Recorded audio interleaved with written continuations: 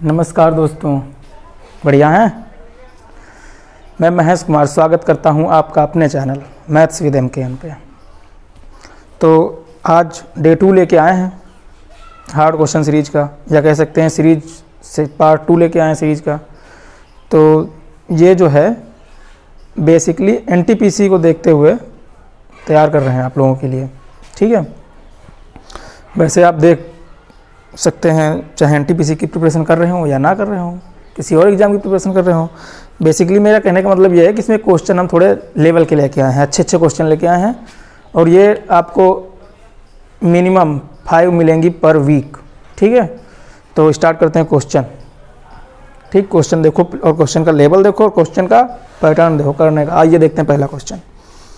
पहला क्वेश्चन ये कह रहा है कि कॉस्मेटिक की एक दुकान में कॉस्मेटिक और सामग्री के भिन्न ब्रांड हैं सॉरी भिन्न ब्रांड हैं। दुकान की 50% बिक्री बालों की सामग्री से होती है, 40% बिक्री व्यक्तिगत स्वच्छता उत्पादों से होती है। हर तिमाही में दुकान की बिक्री रुपए कितनी भैया? 15 लाख का, दहाई, सैकड़ा, हज़ार, 10,000, लाख, 10 लाख, 15 लाख होती है। व्यक्तिगत व्यवस्था उत्पादों से होने वाली दुकान की प्रतिमाह औसत बिक्री कितनी है? ठीक है मित्र। तो देखो इसको करते कैसे हैं भैया। बिक्री हो रही है, टोटल बिक्री कितनी हो रही है? टोटल बिक्री हो रही है 15 लाख, यानी कि 50। ओके। फिर कह रहा है कि 50% बिक्री बालों की सामग्री पे और 40% व्यक्तिगत स्वच्छता पे। अच्छा, इसमें देखो भैया, जो 50% बिक्री हो रही है ये बालों की सामग्री है, जैसे शैम्पू हो गया होगा, समझ रहे हैं, हेयर ऑयल हो गया होगा, ETC वगैरह वगैरह। और जो 40% बिक्री है ये भैया कह रहा है कि स्वच्छता संबंधी उपकरण जो रहे होंगे, तो इसको हम स्वच्छता लिख लें, स्वच्छता पे होती है। तो भैया ये बताओ, जो पूरी बिक्री हुई है 15 लाख की, ये टोटल बिक्री 100% है कि नहीं है? बताओ। ये बिक्री है 100%, 100% बराबर हमारा आपका दिया है 15 लाख। तो भैया हमको चाहिए क्या? हमको स्वच्छता वाली वैल्यू चाहिए, क्योंकि उसने वो पूछा है कि स्वच्छता पे व्यक्तिगत स्वच्छता उत्पादों से होने वाली दुकान की प्रतिमाह औसत बिक्री कितनी है। पहले हम ये निकाल लें कि उसकी बिक्री कितनी है स्वच्छता पे, औसत बिक्री ऑटोमेटिक निकल आएगी। तो स्वच्छता पे भैया कितना? 40%। अगर 100% बराबर ये है तो 40% बराबर कितना होगा भैया? तो भैया 15 लाख बटे 100 इंटू 40%। हमको वैल्यू तो 40% की ही चाहिए। इस 2 जीरो से ये 2 जीरो काट देंगे, 15 चक्कू 60 और 60 पे 4 जीरो, 60 पे 2 3 4 जीरो, यानी कि 6 लाख रुपए वो सिर्फ इससे कमाता है। किससे? स्वच्छता संबंधी जो उपकरण के रहे होंगे, स्वच्छता उत्पाद जो रहे होंगे, उससे कमाता है। कितना भैया कमाता है ये बताओ पहले? 60,000। ये कितना कमाता है? ये कमाता है 3 माह में, 3 माह में। तो भैया कह रहा है इसका औसत कितना होगा? तो औसत यार 3 महीने में कमाता है, इसको हम 3 से डिवाइड कर देंगे, बस वही हमारा आपका आंसर हो जाएगा, वही औसत हो जाएगा। तो इसको 3 से डिवाइड जब करेंगे तो कितना हो जाएगा? 20,000 नहीं हो जाएगा? मतलब 20,000 का बोल रहे हैं यार, 2 लाख नहीं हो जाएगा। बस क्वेश्चन ख़त्म। बात समझ आई मित्र? समझ आई? इतना हलवा भी क्वेश्चन नहीं है, इतना हैवी भी नहीं है, बस इसी लेवल के आएंगे भी, ठीक है। थोड़ा लेवल बढ़ाएंगे भी, थोड़ा गिराएंगे भी, थोड़ा बढ़ाएंगे भी, थोड़ा गिराएंगे भी, परेशान मत होना। ओके, आओ देखते हैं नेक्स्ट क्वेश्चन।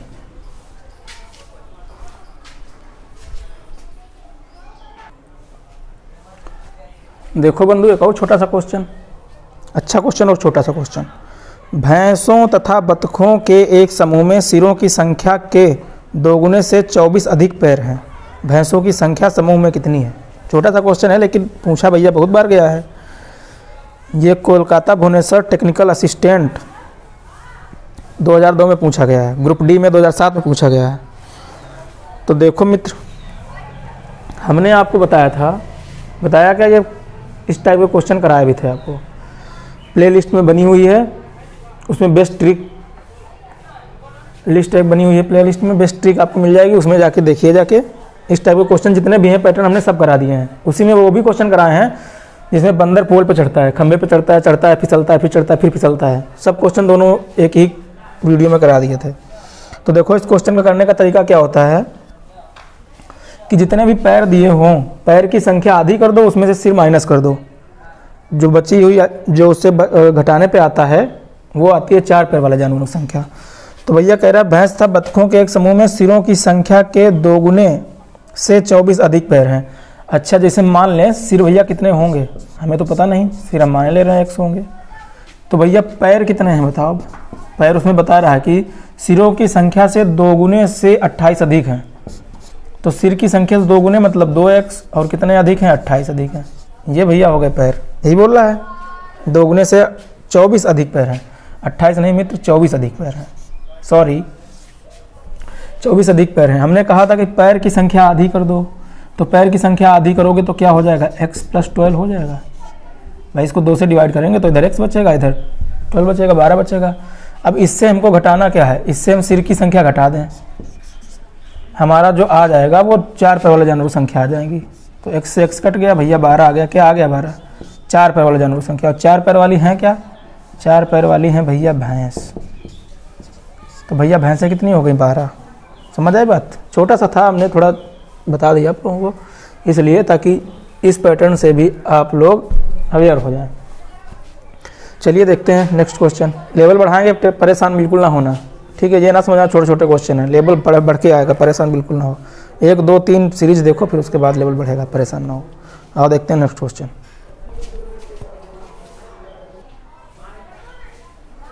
देखो मित्र एक और छोटा सा क्वेश्चन, और क्वेश्चन हम आपको ज़्यादातर वैसे ही कराएंगे जिन क्वेश्चनों में आपको कुछ सीखने को मिले। जैसे ये क्वेश्चन है, देखो इससे पहले वाला क्वेश्चन था, कुछ पैटर्न सीखने को मिला। ये वाला क्वेश्चन है, इसमें भी कुछ चीज़ें सीखने को आपको मिलेंगी। क्या, जिससे बहुत लोग जानते हैं लेकिन बहुत लोग नहीं जानते हैं, हो सकता है आप भी उसी में इंक्लूड हो। क्वेश्चन है, निम्न में से किस संख्या का वर्गमूल परिमेय होगा। पहले तो ये बात समझिए कि परिमेय होता क्या है। परिमेय और अपरिमेय, परिमेय वो होता है जिसको P/Q के फॉर्म में लिखा जा सके। तो भैया वर्गमूल कौन कौन से दिए हुए हैं, देखो एक तो 46, 232। अच्छा लिखने की जरूरत नहीं है, पहले ये समझ लो, जिस संख्या के अंत में या इकाई का अंक 2, 3, 7, 8 कोई भी हो तो वो संख्या पूर्ण वर्ग हो ही नहीं सकती है, वो संख्या वर्ग नहीं हो सकती है, वर्ग नहीं हो सकती है। बात समझ आई नहीं आई। बात यह है मित्र कि कोई भी संख्या दी है, कितने भी डिजिट आपको दिए हों, 10 डिजिट, 12 डिजिट, 15 डिजिट, कितने भी दिए हों, 2, 3, 7, 8, अगर उसके लास्ट में इकाई का अंक आपको लिखा मिल गया, समझ लीजिए कि वो वर्ग संख्या होगी ही नहीं, मतलब उसका वर्गमूल नहीं निकलेगा, ये वर्ग संख्या नहीं है, नहीं हो सकती है।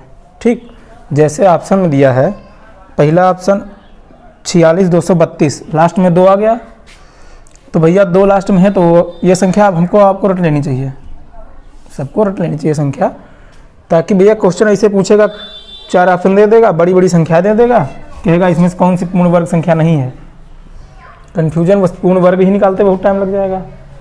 ठीक, क्वेश्चन हो गया फिनिश। यहाँ से ऑप्शन हमारा और आपका कौन सा राइट हो जाएगा, ऑप्शन बी राइट हो जाएगा। क्यों, सी में भैया लास्ट में 8 दिया है, 8 भी नहीं हो सकता है। डी में लास्ट में 3 दिया, 3 भी नहीं हो सकता है। बी बचा केवल 34, 225, इसका वर्गमूल निकालेंगे तो निकल के आ जाएगा 185, 185 का वर्ग होता है। तो बी ऑप्शन हमारा आपका राइट है। ऑप्शन क्या है, 34, 225। बात समझ आई। कंक्लूजन यही है कि किसी भी संख्या के अंत में अगर इकाई का अंक 2, 3, 7, 8 में से कोई एक भी है, कोई एक है या, तो वो संख्या पूर्ण वर्ग संख्या नहीं हो सकती है। ठीक, देखते हैं नेक्स्ट क्वेश्चन।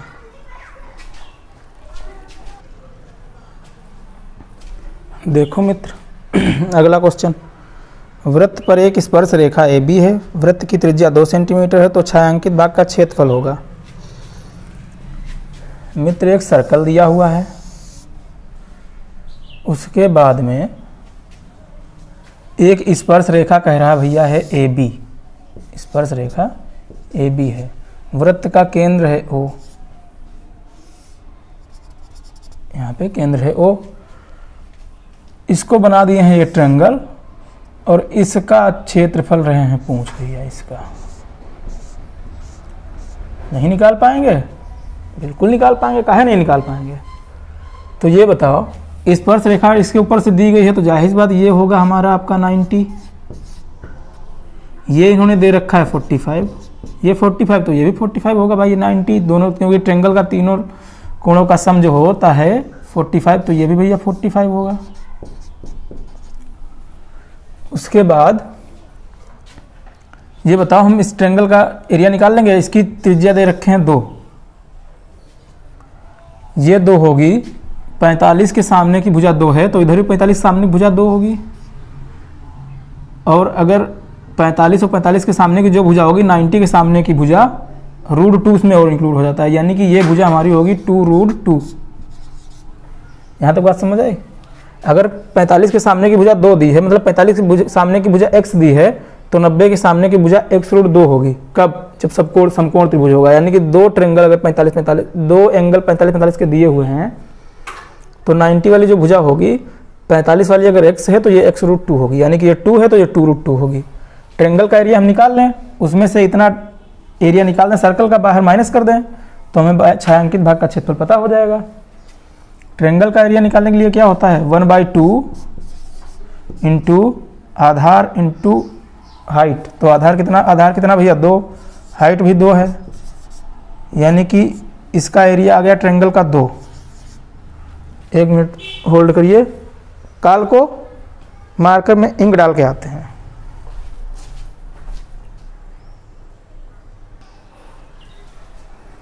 देखो मित्र, हमको ट्रेंगल का एरिया निकालना है, तो 1/2 गुणे आधार गुणे ऊंचाई।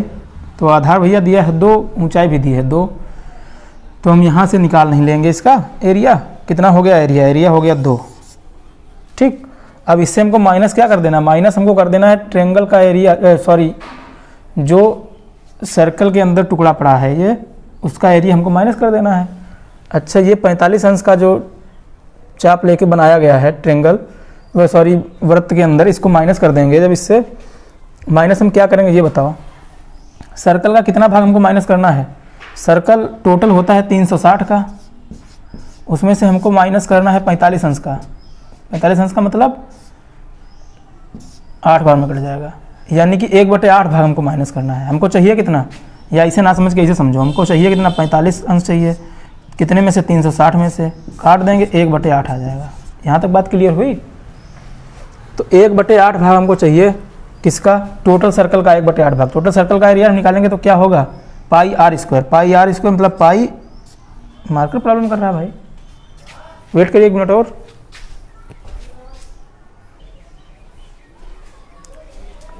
देखो मित्र, हमको सर्कल का 1/8 भाग माइनस करना है। सर्कल का, पूरे सर्कल का क्षेत्रफल कितना होगा, πr²। r की वैल्यू कितनी दे रखी है 2, त्रिज्या दे रखी है 2, तो r² यानी कि 4। इसका हमको माइनस करना 1/8 भाग, क्योंकि ये 1/8 ही भाग तो है पूरे सर्कल का, /8। डायरेक्ट स्क्वायर काट लें हम, तो ये 4 दूनी 8, तो हम क्या कह सकते हैं, 2 माइनस π/2। यही हमारा आपका आंसर। इस छायांकित भाग का क्षेत्रफल कितना होगा, 2 माइनस π/2। ऑप्शन हमारा आपका ए ऑप्शन मित्र।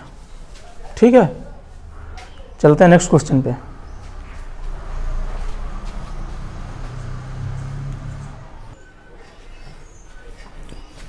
देखो मित्र, अगला क्वेश्चन ये है, किसी परीक्षा में 65% छात्र सामाजिक विज्ञान में उत्तीर्ण हुए और 60% छात्र इतिहास में उत्तीर्ण हुए। यदि दोनों ही विषयों में उत्तीर्ण होने वाले छात्रों का प्रतिशत 40 हो तो कुल छात्रों की संख्या क्या रही होगी जब 90 छात्र दोनों में अनुत्तीर्ण रहे। इन क्वेश्चनों का करने का तरीका देखिए, ढंग देखिए। कह रहा है भैया 60% छात्र सामाजिक विज्ञान में उत्तीर्ण हुए, 60% छात्र जो हैं सोशल साइंस में पास हुए हैं। उसके बाद कह रहा है 60 नहीं मित्र, 65% छात्र, सॉरी मित्र। फिर कह रहा है 60% छात्र जो हैं वो किस में पास हुए हैं, हिस्ट्री में उत्तीर्ण हुए, इतिहास में। 40% छात्र दोनों में, 40% छात्र जो हैं वो बोथ, यानी कि दोनों में पास हुए हैं। यहाँ तक बात क्लियर हुई। अच्छा, अगर हम दोनों को जोड़ के ये वाली चीज़ माइनस कर दें तो जो छात्र आएंगे वो पास छात्र आएंगे, टोटल पास छात्र आएंगे। तो भैया ये कितना हो जाएगा, 6 दूनी 12, 125 में से 40 चला जाएगा तो बचेगा भैया 85। अच्छा, जो 85% छात्र आएंगे, या ऐसे कर ले, 60 में से 40 गया 20 और 65 में 20 जोड़ दें 85% छात्र जो आएंगे ये पास छात्र आएंगे। यानी कि ऐसे छात्र होंगे जो हिस्ट्री में पास हुए होंगे, या सोशल साइंस में पास हुए होंगे, या कह सकते हैं कि दोनों में पास हुए होंगे। मतलब उनको सबको इंक्लूड करके टोटल पास वाले छात्र जो होंगे 85% छात्र होंगे। अच्छा, 85% अगर पास है तो फेल कितने हुए? तो भैया हम ये नहीं कह सकते कि 15% फेल हुए होंगे, 15% फेल हुए होंगे। 15% की ही तो वैल्यू दे रखा है वो 90, तो 15 बराबर 90, तो 1 बराबर 6 के, तो भैया 100 बराबर 600 के, बात खत्म। यही तो पूछ रहा है टोटल छात्र कितने हैं। इसको एक तरीके से और कर सकते हैं, किससे? वेन डायग्राम से। बताओ, वो भी बता दें। चलो देखो, वही भी बता देते हैं। तो भैया हमारा आपका आंसर कौन सा? ए ऑप्शन हो गया। हाँ, ए ऑप्शन हो गया। 600 विद्यार्थी टोटल रहे होंगे। ठीक, वेन डायग्राम से और बता देते हैं आपको।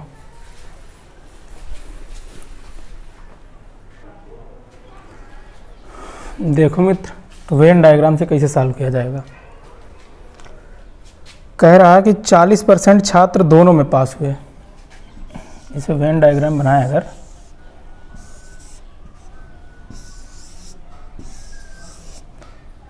ये मान लिया जाए सोशल साइंस का है, ये मान लिया जाए हिस्ट्री का है, ये बोथ वाला दोनों इसमें बीच में रहेगा। टोटल भैया रहेगा कितना? 100% ही तो रहेगा। टोटल ये 100% रहेगा।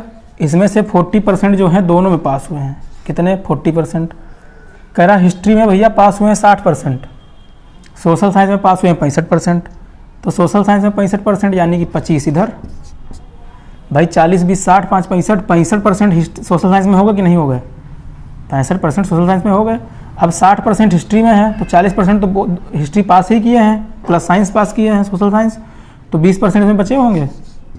यहाँ तक बात क्लियर हुई कि नहीं? समझ आई बात कि नहीं? हिस्ट्री में कितना कह रहा? 60%। क्या 60% हो गया? 40, 20, 60 हो गया। सोशल साइंस में कितना कह रहा? 65%। 40, 25, 65% हो गया।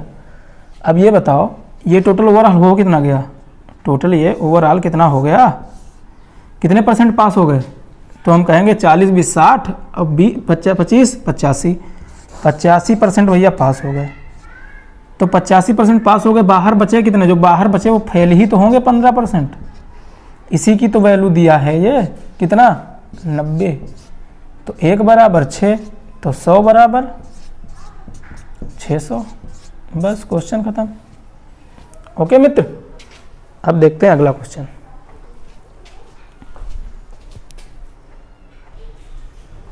देखो बंधु, अगला क्वेश्चन कह रहा है यदि x बराबर 7 माइनस 4 रूट 3 है तो under root x plus 1 upon under root x का मान ज्ञात करें। कुछ नहीं है क्वेश्चन में, 1 upon x plus 1 upon x की वैल्यू निकाल लें तो under root x plus 1 upon under root x की वैल्यू निकल ही आएगी। छोटा सा क्वेश्चन है, करा दे रहे हैं आपको, समझिए। देखो कह रहा है x बराबर 7 माइनस 4 रूट 3। तो भैया अगर x बराबर ये है तो इसको हम 1 अपान एक्स बराबर लिखें तो क्या होगा बताओ। इसको हमने 1 के अपान में कर लिया तो इसको भी 1 के अपान में टोटल कर लेंगे। 7 माइनस 4 रूट 3।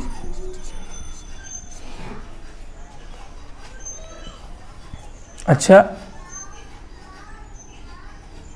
इसको अगर 1 हम नीचे लाएं या इसको ऊपर पलटा के कर दें, या इसका हम लोग जो करते हैं इसके रेसिप्रोकल से गुणा भाग करके करते हैं तो वही पलट के आता है। यानी कि हम 1 अपान एक्स बराबर क्या लिख सकते हैं?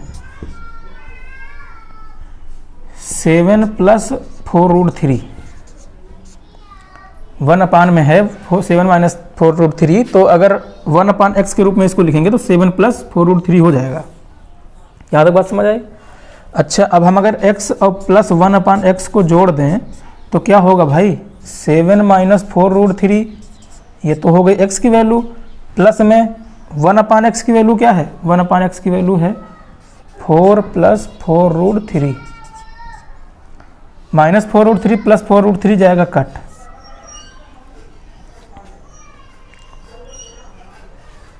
सेवन प्लस 4 रूट 3, यह है मित्र 7। अब हमारा आपका बचा x प्लस 1/x बराबर 7 और 7 14। अच्छा x प्लस 1/x बराबर 14 है तो हम x इसका रूट नहीं निकाल पाएंगे। Under root x minus 1/√x की वैल्यू क्या नहीं निकाल पाएंगे? अरे यार अगर x प्लस 1/x बराबर कुछ दिया है तो x square plus 1/x square नहीं निकाल पाएंगे।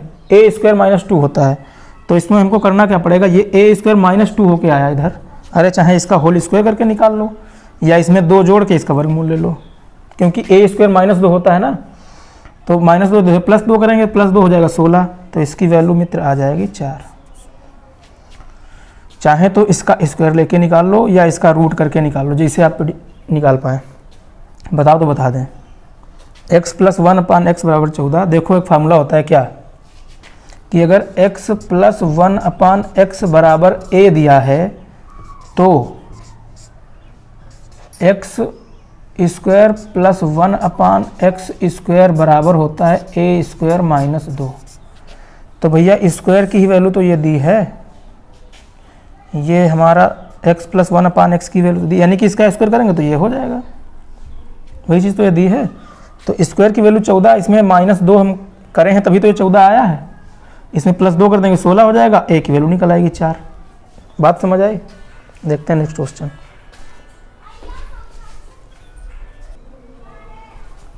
देखो दोस्त अगला क्वेश्चन, 200 रुपये की धनराशि को 1 साल के लिए एक योजना में निवेश किया गया जिसमें 10% वार्षिक साधारण ब्याज की पेशकश की गई थी।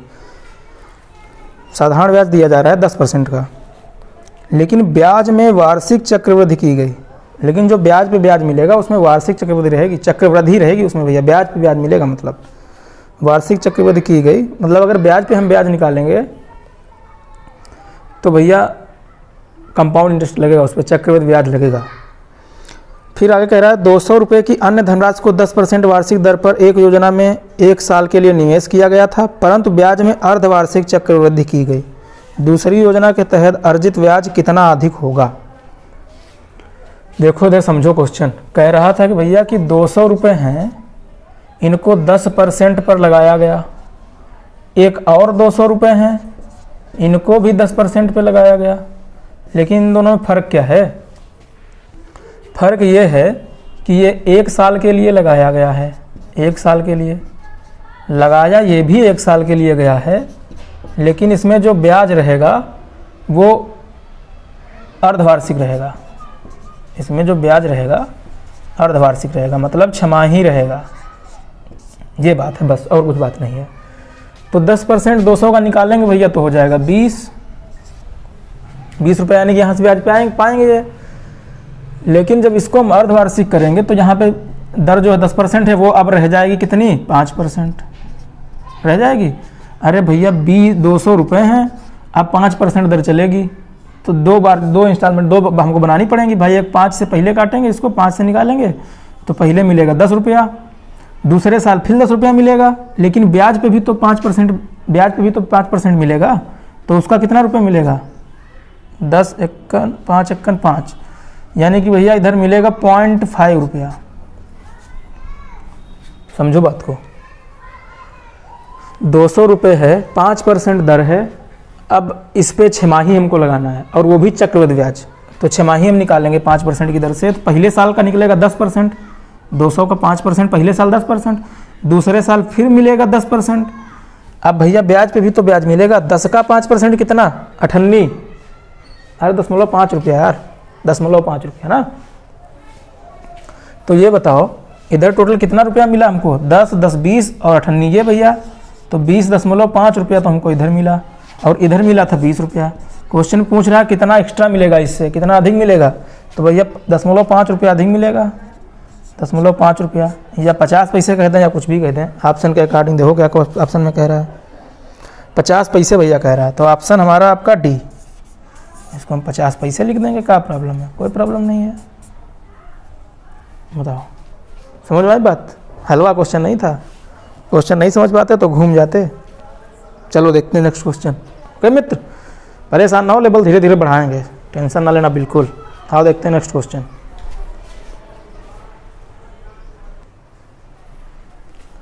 देखो मित्र, अगला क्वेश्चन बढ़िया क्वेश्चन। किसी नगर में एक टेलीफोन कंपनी के ग्राहकों की संख्या 500 है। कितने ग्राहक हैं? 500। और प्रत्येक ग्राहक से प्रत्येक माह 300 रुपये लिए जाते हैं। यदि कंपनी प्रत्येक ग्राहक पर 1 रुपया प्रति माह बढ़ा देती है, हर ग्राहक पर 1 रुपया बढ़ा रही है भैया, तो एक ग्राहक अपनी सेवा बंद कर देता है। अगर 1 रुपया बढ़ाया जाता है तो 1 ग्राहक सेवा बंद करेगा। अगर 2 रुपये बढ़ाए जाएंगे तो 2 ग्राहक सेवा बंद कर देंगे। अगर 3 ग्राहक बढ़ाए जाएंगे तो 3 ग्राहक सेवा बंद कर देंगे।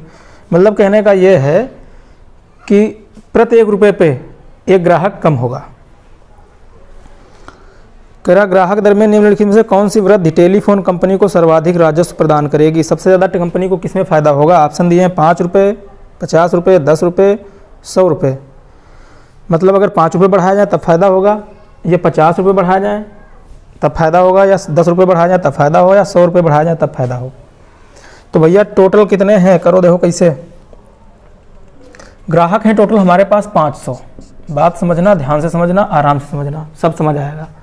ग्राहक है टोटल 500। अच्छा, प्रत्येक माह 300 रुपये देते हैं। प्रत्येक माह रुपये देते हैं 300। कितने रुपए देंगे बताओ भाई? 5 तियाँ 15 और 4 0, 1,50,000 रुपये देंगे। 1,50,000 रुपये देंगे। अगर भैया कह रहा, पहला ऑप्शन हम ले लें कि अगर 5 रुपये बढ़ा दिए जाएं तो 5 रुपये बढ़ाएंगे तो ये बताओ, ये है भैया क्या 500 हमारा आपका है ग्राहकों की संख्या, ये है मैन और ये है रुपए। अगर 5 रुपये बढ़ाए जाएंगे तो रुपए कितने हो जाएंगे? 305 हो जाएंगे। अब ग्राहक भैया कितने कम हो जाएंगे? ग्राहक भी 5 कम हो जाएंगे, 495 हो जाएंगे। बताओ बात समझ आई कि नहीं समझ आई? भाई 5 रुपये बढ़ाया हर ग्राहक पे, तो जो 300 देते हैं वो अब देंगे 305 रुपये। लेकिन 5 ग्राहक भी तो कम हो जाएंगे।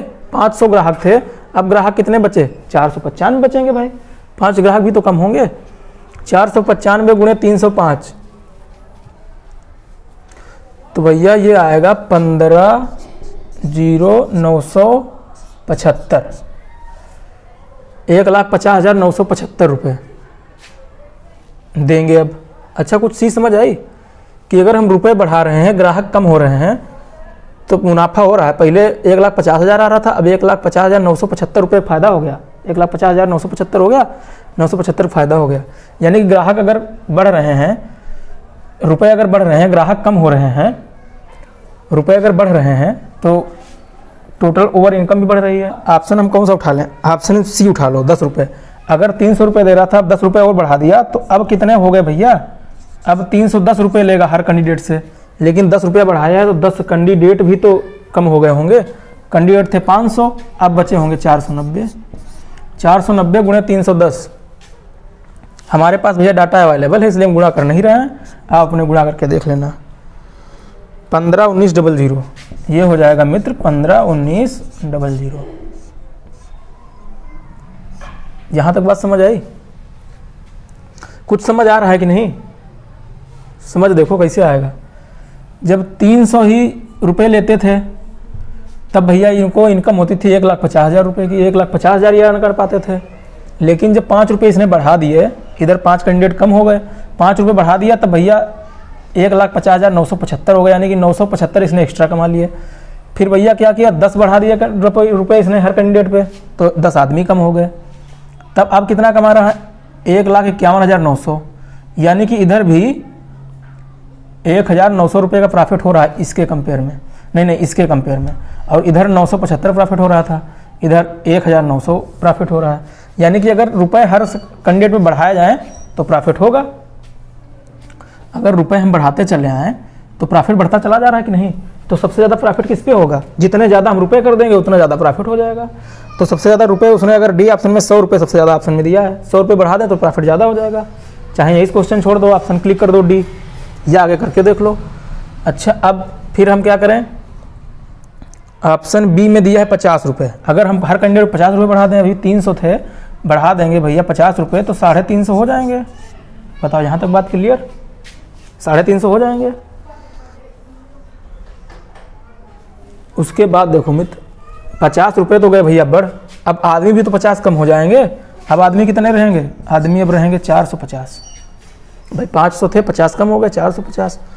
इसकी गुणा भैया कितनी होगी? इसकी गुणा होगी 157500। 157500।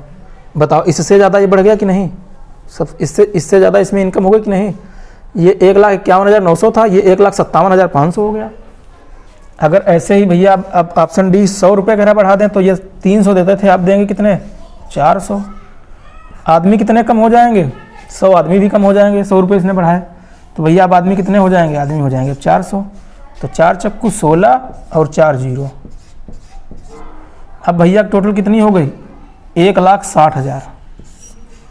1,60,000। 1,57,500 था, अब 1,60,000 हो गया। तो सबसे ज़्यादा इनकम किसमें बढ़ी? किसमें बढ़ी भैया? ऑप्शन डी में बढ़ी। सर्वाधिक राजस्व प्रदान करेगी। भैया राजस्व किसमें सबसे ज़्यादा होगा? सबसे ज़्यादा इनकम किसमें होगी? ऑप्शन डी में होगी। बताओ यहाँ तक बात क्लियर? खत्म क्वेश्चन? बात समझ आई? चलो आप देखते हैं अब नेक्स्ट क्वेश्चन। देखो मित्र, लास्ट क्वेश्चन और देख लो, फिर मिलते हैं कल सीरीज का नेक्स्ट पार्ट लेके। ओके, क्वेश्चन है 3.0 गुणे, लिखे दे रहे हैं 3.0 गुणे, छोटा सा क्वेश्चन है 0.3, लेकिन अगर जरा सा भी डगमगाए, कंफ्यूज हुए तो मामला जाएगा गड़बड़ा और ज़्यादा। 0.03 गुणे 0.00 फिर 3। ऑप्शन तो देख ही रहे हैं आप क्या है। इसको सॉल्व करना है तो इसको हम कैसे सॉल्व कर सकते हैं? ये तो टोटल हमारा आपका 3 लिखा ही है, इसको दशमलव के बाद 0 है, कोई बात नहीं दशमलव की, यानी कि ये हो गया 3 गुणे 3/10 लिख सकते हैं इसको, गुणे 3/100 लिख सकते हैं, क्योंकि दशमलव के नीचे अगर हटाएंगे इसको तो जैसे बटे करके इसके लिखेंगे तो दशमलव के नीचे एक लाइन वो रहता है, 1 लिखा रहता है, आगे जितने भी अंक हों उतने 0 लिखे जाते हैं, वही तो लिखा है। गुणे 3/दशमलव के नीचे 1, आगे कितनी संख्याएं? 3 संख्याएं। बात समझ आई? यानी कि इसको हम क्या लिख सकते हैं? 10 की पावर कितनी लिख सकते हैं? अगर हम लिखें 3 × 9 × 27 × 81, 81/10 की पावर कितनी लिख सकते हैं? 10 की पावर उतनी लिख सकते हैं जितने जीरो, कितने जीरो? 3, 2, 5, 1, 6, 10 की पावर 6 लिख सकते हैं। या इसको हम क्या लिख सकते हैं? अगर बटे में है ऊपर लाएंगे तो इन्वर्स हो जाता है, 81 गुणे 10 की घात -6 लिख सकते हैं। बात समझ आई? छोटा सा क्वेश्चन था, हम उसका करवा दें। ठीक है, फिर मिलते हैं आपको नेक्स्ट वीडियो में। ये आपकी डेली आएगी, परेशान मत होइए, आपको डेली एक पार्ट देखने को मिलेगा इसका। ठीक है, पर डे टॉप 10 क्वेश्चन रहेंगे इसमें, 10 क्वेश्चन हम करवाएंगे आपको जब तक आपका NTPC का एग्जाम नहीं हो जाता है। ओके, या इसको कैसे और कर सकते हैं? और ऐसे कर सकते हैं, डायरेक्ट कर सकते हैं। कैसे? 3 × 9 × 27 × 81, 81 गुणे जितने अंक बाद दशमलव हो उसको 10 की पावर हम उतना लिख सकते हैं। कितने हैं? 3, 2, 5 अब 1, 6। ये तो है नहीं भाई, क्योंकि ये 0.0 इसको हम हटा लें, कोई दिक्कत नहीं। कंफ्यूज करने के लिए यही लिखा गया ताकि आप इसको काउंट कर लें। तो 10 की घात -6 इसे भी सॉल्व कर सकते हैं। ठीक है, मिलते हैं फिर कल नेक्स्ट वीडियो में। ओके मित्र, तब तक के लिए खुदा हाफिज, अरे नमस्कार, ख्याल रखिए अपना। ठीक है।